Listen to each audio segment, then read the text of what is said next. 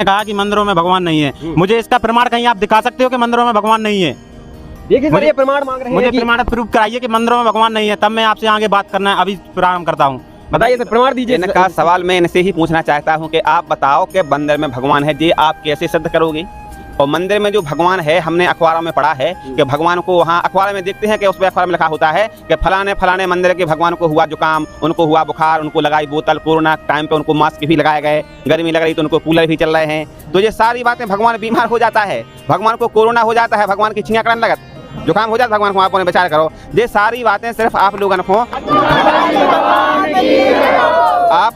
धर्म के नाम पर भ्रमित करो जा रहा। और रही बात भगवान की और मंदिर की और मूर्ति की, तो हमारे सदग्रंथों में कहीं पर भी नहीं लिखा है कि मूर्ति पूजा करो। हमारी देवी भागवत पुराण में मूर्ति पूजा के लिए मना किया गया है, और आप लोग मूर्ति पूजा कर रहे हैं, यानी कि शास्त्र विधि को त्याग के मन मानो आचरण कर रहे हैं। अब आप जा बताओ कि मूर्ति पूजा करने से हमें क्या लाभ होगा? जब हमारे शास्त्र मना कर रहे हैं, हमें वो करना चाहिए जिसके लिए हमारे सदग्रंथ हमें आदेश कर रहे हैं, और आप उन्हें कर रहे हैं वो जिसके लिए सदग्रंथ मना कर रहे हैं। और आप फिर उस बात पे कह रहे हैं कि ऐसा है वैसा है, जबकि आज वर्तमान में संत रामपाल जी महाराज सही ज्ञान बता रहे हैं। हमारी आपसे प्रार्थना है कि संत रामपाल जी महाराज जी को सत्संग सुनो, तो आपको पता लगेगा कि सही का है और गलत का है।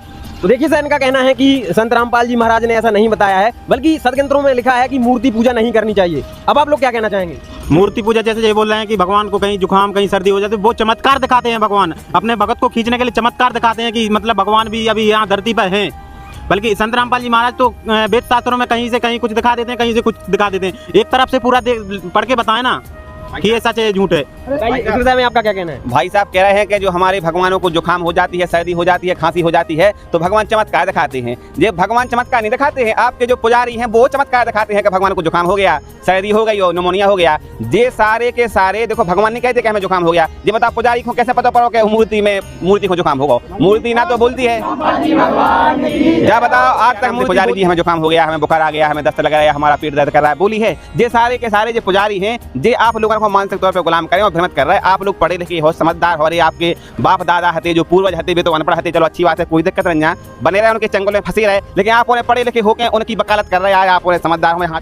साथियों नमस्कार, मैं राहुल और अभी हम मौजूद हैं सतलोक आश्रम बैतूल में, और यहाँ पर संत रामपाल जी महाराज जी के सानिध्य में एक विशाल भंडारा चल रहा है। तो यहाँ पर देखिए हमारे साथ कितनी पब्लिक एकत्रित है। इस पब्लिक में दो पक्ष मौजूद हैं, एक तरफ है हमारे हिंदू धर्म को मानने वाले लोग और दूसरी तरफ है संत रामपाल जी महाराज जी के शिष्य। तो इन दोनों पक्षों में आज एक आध्यात्मिक बहस होने वाली है, तो आप इस आध्यात्मिक बहस को जरूर पूरा सुने। तो सबसे पहले हम शुरुआत करते हैं, जो हमारे हिंदू धर्म के भाई बहन हैं उनका आखिर संत रामपाल जी महाराज जी के विषय में क्या कहना है।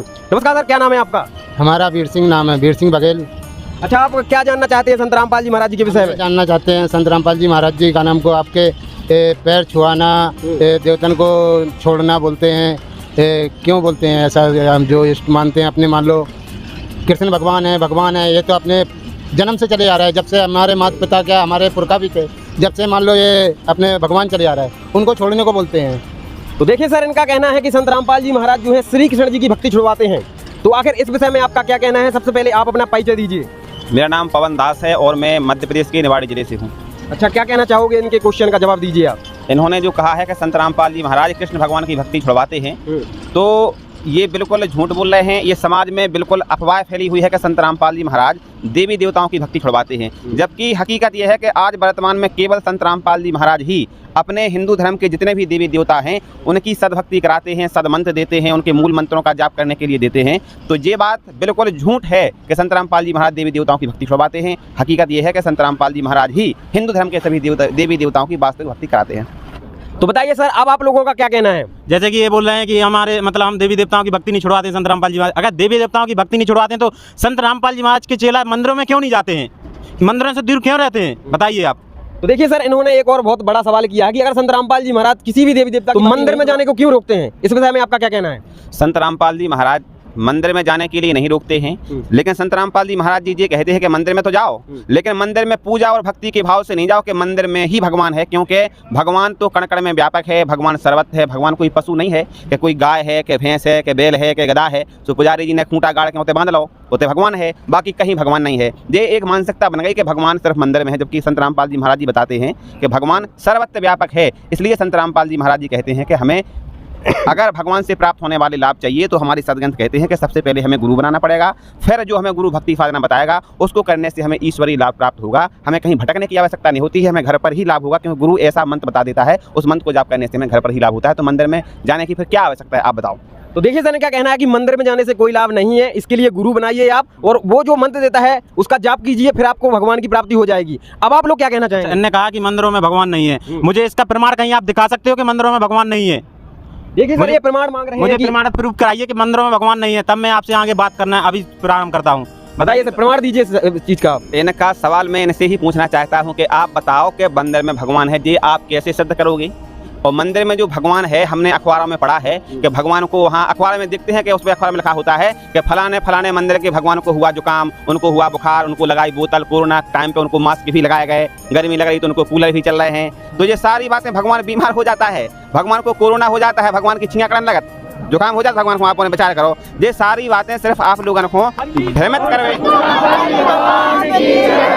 आप लोगों को धर्म के नाम पर भ्रमित करवा जा रहा। और रही बात भगवान की और मंदिर की और मूर्ति की, तो हमारे सदग्रंथों में कहीं पर भी नहीं लिखा है कि मूर्ति पूजा करो। हमारी देवी भागवत पुराण में मूर्ति पूजा के लिए मना किया गया है और आप लोग मूर्ति पूजा कर रहे हैं, यानी कि शास्त्र विधि को त्याग के मनमानो आचरण कर रहे हैं। अब आप जा बताओ कि मूर्ति पूजा करने से हमें क्या लाभ होगा? जब हमारे शास्त्र मना कर रहे हैं, हमें वो करना चाहिए जिसके लिए हमारे सदग्रंथ हमें आदेश कर रहे हैं, और आप उन्हें कर रहे हैं वो जिसके लिए सदग्रंथ मना कर रहे हैं। और आप फिर उस बात पे कह रहे हैं कि ऐसा है वैसा है, जबकि आज वर्तमान में संत रामपाल जी महाराज सही ज्ञान बता रहे हैं। हमारी आपसे प्रार्थना है कि संत रामपाल जी महाराज जी को सत्संग सुनो, तो आपको पता लग जाएगा सही का है और गलत का है। तो देखिए सर इनका कहना है कि संत रामपाल जी महाराज ने ऐसा नहीं बताया है, बल्कि सदग्रंथों में लिखा है कि मूर्ति पूजा नहीं करनी चाहिए। अब आप लोग क्या कहना चाहेंगे? मूर्ति पूजा जैसे ये बोल रहे हैं कि भगवान को कहीं जुकाम कहीं सर्दी हो जाती है, वो चमत्कार दिखाते हैं। भगवान अपने भगत को खींचने के लिए चमत्कार दिखाते हैं कि मतलब भगवान भी अभी यहाँ धरती पर हैं। बल्कि संत रामपाल जी महाराज तो वेद शास्त्रों में कहीं से कहीं कुछ दिखा देते हैं, कहीं से कुछ दिखा देते हैं। एक तरफ से पूरा पढ़ के बताएं ना कि ये सच है झूठ है। इस विषय में आपका क्या कहना है? भाई साहब कह रहे हैं कि जो हमारे भगवानों को जुकाम हो जाती है, सर्दी हो जाती है, खांसी हो जाती है, तो भगवान चमत्कार दिखाते हैं। ये भगवान चमत्कार नहीं दिखाते हैं, आपके जो पुजारी हैं वो चमत्कार दिखाते हैं कि भगवान को जुकाम हो गया, सर्दी हो गई और निमोनिया हो गया। ये सारे के सारे देखो, भगवान नहीं कहते कि हमें जुकाम हो गया। ये बताओ पुजारी को कैसे पता पड़ो कि मूर्ति को जुकाम होगा? मूर्ति ना तो बोलती है, क्या बताओ आज तक मूर्ति बोली है कि क्या नाम से पुजारी जी हमें जुकाम हो गया, हमें बुखार आ गया, हमें दस्त लग रहा है, हमारा पेट दर्द कर रहा है, बोली है? ये सारे के सारे जो पुजारी हैं, ये आप लोगों को मानसिक तौर पे गुलाम करें और भ्रमित कर रहे हैं। आप लोग पढ़े लिखे हो, समझदार हो रहे, आपके बाप दादा हते, जो पूर्वज हते, वे तो अनपढ़ हते, चलो अच्छी बात है, कोई दिक्कत नहीं, बने रहे उनके चंगुल में फंसे रहे। लेकिन आप उन्हें पढ़े लिखे होकर उनकी वकालत कर रहे हैं, आप उन्हें समझदार हो, हाथ जोड़ के प्रार्थना है कि समझो कि सही का है और गलत का है। अब तो इनके चंगुल से निकलो यार। तो बताइए अब आप लोगों को क्या कहना है? सर जैसे बता रहे हैं कि मूर्ति पूजा बंद है ना, तो ये भी तो मतलब तस्वीर लगाते हैं इनके गुरुजी की, और वहाँ पे भी ये प्रणाम भी करते हैं, वहाँ पे उनके चरण भी रहते हैं, उनको भी प्रणाम करते हैं। ये भी तो मूर्ति पूजा में आती है ना सर, ये भी तो कर रहे हैं ना ऐसा। देखिए सर इनका कहना है कि अगर आप कह रहे हैं कि मूर्ति पूजा शास्त्रों में मना की गई है, तो आप लोग भी तो मूर्ति पूजा करते हैं। हम लोग मूर्ति पूजा नहीं कहते हैं, हम लोग वो कहते हैं जो हमारे शास्त्रों में प्रमाण है। हमारे सदग्रंथों में लिखा है कि जो तत्वदर्शी संत होगा वो आपको बताएगा कि हमें कौन सी साधना करनी है, कौन सी साधना नहीं करनी है, कौन से मंत्र जाप करने हैं, कैसे मंत्र जाप करने हैं, किसको दंडवत प्रणाम करना है, किसकी हमें पूजा करनी है, किसकी साधना करनी है, ये सारा कुछ बताएगा तत्वदर्शी संत। तो आज वर्तमान में तत्वदर्शी संत रामपाल जी महाराज जी हैं, जो शास्त्रों के अकॉर्डिंग ज्ञान बता रहे हैं, भक्ति बता रहे हैं, मंत्र बता रहे हैं, तो वो हम लोग कर रहे हैं। बाकी आप नकली धर्म गुरुओं की तुलना संत रामपाल जी महाराज जी से ना करें। ये सारे लोग जनता रहे हो, संत रामपाल जी महाराज सारी जनता को जगाने का काम कर रहे हैं, जागरूक करने का काम कर रहे हैं। ये लोग भ्रमित हैं। बताइए सर। आप बताइए कि आप बोल रहे हैं सभी को नकली धर्मगुरु, कैसे बोल रहे हैं आप? आपके पास कोई प्रमाण है कि मतलब नकली धर्मगुरु? संत रामपाल जी क्या नकली धर्मगुरु नहीं हो सकते हैं? जो आप कह रहे हैं तत्वदर्शी संत, तो तत्वदर्शी संत आज हम कहीं जहाँ भी जाते हैं, जिस भी संत के पास जाते हैं, वो अपने आप को तत्वदर्शी कहते हैं। आपके संत रामपाल जी महाराज जी तत्वदर्शी संत नहीं कहते हैं। और जो आप बोल रहे हैं कि नकली धर्मगुरु नहीं है, आज सभी संत हैं और संत अपने हिसाब से ही ज्ञान देते हैं। बताइए आप इसका प्रमाण बता सकते हैं कि तत्वदर्शी संत रामपाल जी महाराज ही हैं? देखिए सर इनका कहना है कि हिंदू धर्म में भी काफी सारे संत मौजूद हैं, तो वो भी तो तत्वदर्शी हैं, वो भी तो अपने आप को तत्वदर्शी कहते हैं। तो क्या आपके संत रामपाल जी महाराज जी केवल तत्वदर्शी हैं? इस विषय में बताइए आप। देखिए सर जी, कहने से नहीं होता है कि हम तत्वदर्शी संत हैं तो हम तत्वदर्शी संत हो जाएंगे। तो भाई तो आपसे पूछ रहे हैं कि उसका हमें प्रमाण दीजिए कि कहाँ प्रमाण है कि तत्वदर्शी संत रामपाल जी महाराज ही हैं? बिल्कुल प्रमाण सर बताइए सर। बिल्कुल आपको बता रहे हैं, आप बिल्कुल धैर्य से सुने, बिल्कुल पूरी बात बता रहे हैं। जिनको आप नकली बता रहे हैं तो आप उनको नकली सिद्ध करके बताइए। हाँ, सबसे पहले भाई साहब ने जैसा कहा कि नकली वो कैसे हैं। नकली वो ऐसे हैं कि आप इस बात पे विचार करो कि अगर कोई टीचर है और टीचर स्टूडेंट को पढ़ा रहा है, तो वो अगर सिलेबस के आधार से पढ़ा रहा है, अगर कोई 10 में पढ़ता है उसको पढ़ा रहा है कि हिंदी, इंग्लिश, सामाजिक विज्ञान, तमाम जो पुस्तकें हैं उन पाठ्यक्रम के आधार से पढ़ा रहा है, तो वो सही टीचर है। और वो किताबों को रख देगा साइड में, पाठ्यक्रम को चित्रहार की किताबें पढ़ाएगा, तो क्या वो सही टीचर है? वो गलत टीचर है। ऐसे ही आज जितने भी धर्मगुरु हैं, अगर वो जो भी वो सत्संग सुना रहे हैं या प्रवचन सुना रहे हैं, अगर उनके सत्संगों प्रवचनों का संग्रह अगर हमारे पवित्र सदग्रंथों से मैच करता है तो वो सही गुरु हैं, और अगर उनका ज्ञान सदग्रंथों से मैच नहीं करता है तो वो नकली गुरु हैं। तो आज भाई साहब जितने भी भारत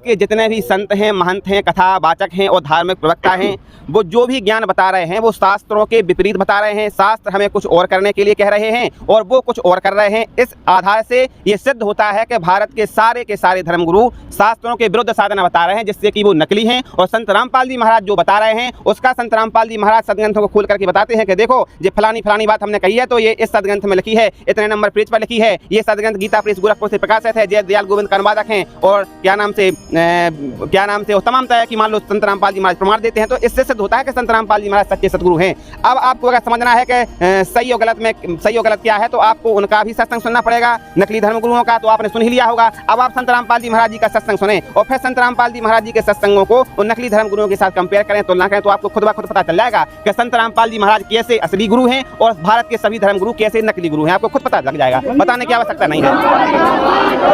देखिए सर, इनका कहना है कि संत रामपाल जी महाराज जी केवल शास्त्रों के अकॉर्डिंग भक्ति विधि बताते हैं, बाकी जितने भी संत हैं उनको शास्त्रों का कोई ज्ञान ही नहीं है, ऐसा इनका कहना है। अब आप लोग क्या कहना चाहेंगे? देखिए सर, सभी शास्त्रों से ही बताते हैं। जैसे कोई कथा भागवत भी करता है, वो भी अपने शास्त्रों को पढ़ के ही सुनाता है। इनके गुरुजी भी शास्त्रों को पढ़ते हैं, तो ये पूरा कहाँ पढ़ते हैं? तो थोड़ी थोड़ी लाइनें काट कर दिखाते हैं, मतलब पूरी शास्त्रों को तो पढ़ते नहीं है। हमें कैसे पता चला कि ये जो बोल रहे हैं वो सही है?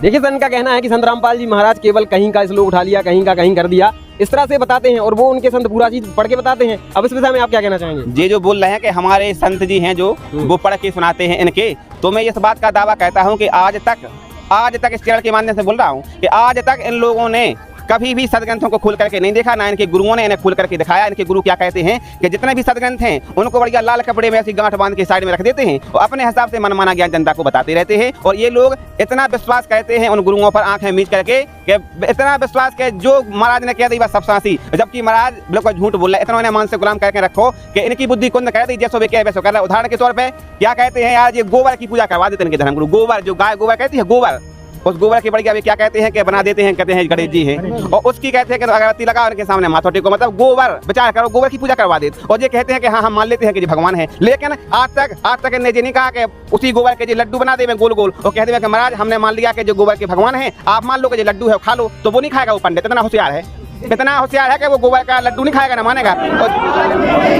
और ये लोग उस गोबर के भगवान मान लेते हैं, तो कितने मान लो उनकी बुद्धि उनने मतलब कुंद कर दी है, उन्हें मान से गुलाम करके रखा है इन लोगों को। इसलिए हमारी इनसे प्रार्थना है कि उनका चंगुल छोड़ो, संत रामपाल जी महाराज जी का सत्संग सुनो, अपने सदग्रंथों को देखो कि जो हम कर रहे हैं वो सही है कि गलत है। इसके बाद अगर अपने मनुष्य जीवन को मुख्य उद्देश्य अगर आपको प्राप्त करना है तो संत रामपाल जी महाराज जी का ही सत्संग सुनना पड़ेगा और संत रामपाल जी महाराज जी के बताए अनुसार भक्ति करनी पड़ेगी, तब जाकर के आपका कल्याण होगा, उसका दूसरा कोई विकल्प नहीं है। तो मैं बताइए सर, अब आप लोग क्या कहना चाहेंगे? मैं आपसे पूछ रहा हूँ कि तत्वदर्शी संत की पहचान तो बताइए हमें कि कहाँ है, किस वेद में, किस, बताइए सर, बताइए। जी सर, फर्क बताइए कि कौन सही है कौन गलत है। हाँ। बिल्कुल, इनने कहा है कि कौन सही है कौन गलत है और तत्वदर्शी संत की पहचान क्या है। अपने सदग्रंथों में लिखा है कि सतगुरु के लक्षण कहूँ मधुरे विनोद, 4 वेद 6 शास्त्र वो कहे 18 बोध। यानी कि जो सच्चा सतगुरु होगा, जो तत्वदर्शी संत होगा, वो शास्त्रों के अकॉर्डिंग ज्ञान बताएगा, शास्त्रों को खोल करके ज्ञान बताएगा। इसके बाद हमारे गीता अध्याय नंबर 15 के श्लोक नंबर 1 में तत्वदर्शी संत की पहचान बताई है, जैसा कि संत रामपाल जी महाराज जी ने हमें गीता को खोल करके दिखाया है। उसमें लिखा है कि ऊर्ध्व मूलम अधः शाखम अश्वत्थम प्राहु अव्ययम छंदासी यस्य पर्णानि यहतम वेदसा वेदवित्। यानी कि ऊपर को जड़ वाला, नीचे को 3 गुण रूपी शाखा वाला एक संसार रूपी उल्टा लटका हुआ पीपल का वृक्ष है, जिसकी जड़ें ऊपर की ओर है, शाखाएं नीचे की ओर हैं।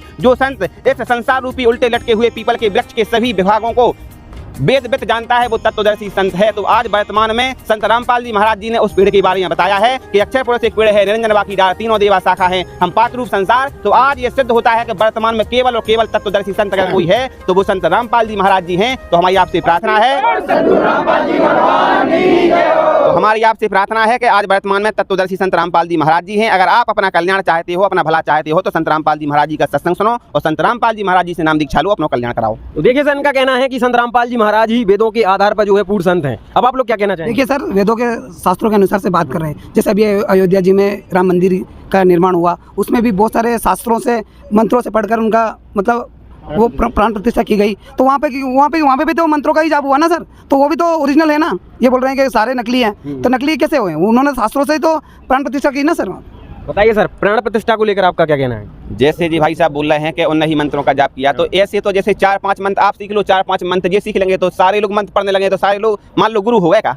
ऐसे कोई गुरु नहीं होता है। गुरु होता है वो अपने सदग्रंथों के आधार से। तो आज सदग्रंथों के आधार से संत रामपाल जी महाराज सच्चे गुरु हैं। आप लोग शास्त्रों के अकॉर्डिंग चलोगे तो लाभ होगा। हमारी गीता जी के अध्याय नंबर 16 के श्लोक नंबर 23 में लिखा है कि यहाँ शास्त्र विधिम उत्सर्ज्य वर्धते काम करता ना सहा सिद्धम अपापनोति ना सुखम ना परमम गतम। साधक शास्त्र विधि को त्याग कर अपनी इच्छा से मनमाना आचरण करता है, उस साधक को ना सुख होता है, ना सिद्धि होती है, ना उसकी गति होती है। तो आज आप लोग जितने भी लोग हो सारे के सारे शास्त्र विधि को त्याग करके मनमाना आचरण कर रहे हो, क्योंकि शास्त्र विधि से जो भक्ति करनी चाहिए वो केवल और केवल तत्वदर्शी संत बताता है। और ये दास ने सिद्ध कर दिया है कि आज वर्तमान में तत्वदर्शी संत रामपाल जी महाराज हैं। तो जो संत रामपाल जी महाराज बताएंगे वो सही है, और जो अन्य धर्मगुरु बताएंगे वो बिल्कुल की बिल्कुल लोकवेद है, दंत कथा है। ये हमारे सदग्रंथ कह रहे हैं जी, हम नहीं कह रहे हैं। देखिए सर, बताइए सर। आप बोल रहे हैं सदग्रंथ की बात कर रहे हैं ना, हमारे जो धर्मगुरु हैं मतलब बहुत सारे हैं, वो भी सारे शास्त्र दिखाते हैं, नहीं दिखाते, समझाते हैं। बिल्कुल नहीं दिखाते हैं जी, आप झूठ बोल रहे हो। आज तक उनके जितने भी वीडियो आप देख सकते हो, किसी में भी उनने शास्त्रों को खोल करके नहीं दिखाया है, लेकिन बिना कान पूंछ की बात की है और फालतू की बात कहते हैं। जैसे कि उदाहरण के तौर पर आप